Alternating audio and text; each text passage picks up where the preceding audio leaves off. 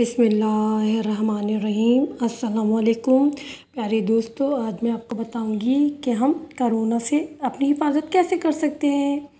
پیارے دوستو، دین اسلام پاکیزگی کا دین ہے۔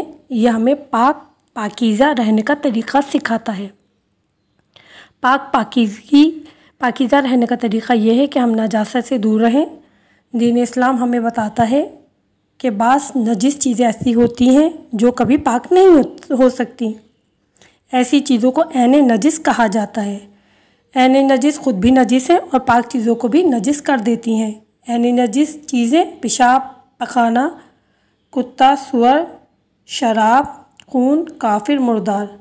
یعنی پیشاب پخانہ نجس ہے، کتا نجس ہے، سور نجس ہے، شراب نجس ہے، خون نجس ہے، کافر نجس ہے، مردار نجس ہے۔ کافر کون ہے؟ وہ شخص جو توحید، نبوت یا قیامت کو نہیں مانتا، اسے کافر کہتے ہیں۔ مردار کیا ہے؟ مردار وہ جانور ہوتا ہے جس کا خون اچھل کر نکلتا ہو اور جسے اسلامی طریقے سے ذبح نہ کیا گیا ہو۔ وہ مردہ انسان جسے غسل میت نہ دیا گیا ہو، اسے مردار کہا جاتا ہے۔ پاک چیزیں کیسے نجس ہوتی ہیں؟ اگر کوئی پاک چیز کسی بھی نجس چیز سے لگ جائے اور دونوں میں سے کوئی ایک تر یعنی گیلی ہو تو پاک چیز نجس ہو جائے گی۔ البتہ تری اتنی ہونی چاہیے کہ دوسری چیز کو تر یعنی گیلا کر دے۔ جیسے پانی کے برتن میں خون کے قطرے گرنے سے پاک پانی نجس ہو جاتا ہے، گیلا ہاتھ کتے کو لگ جانے سے ہاتھ نجس ہو جاتا ہے، اسی طرح کپڑوں پر خون یا پیشاب لگ جائے تو پاک کپڑے نجس ہو جاتے ہیں۔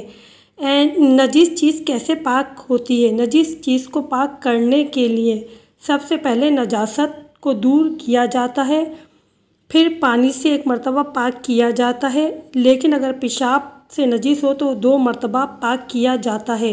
نجس کپڑا، اگر نجس چیز کپڑا ہو تو نجاست دور کرنے کے بعد جتنی مرتبہ دھویا جائے، دھونے کے بعد اسے نچوڑنا بھی ضروری ہے۔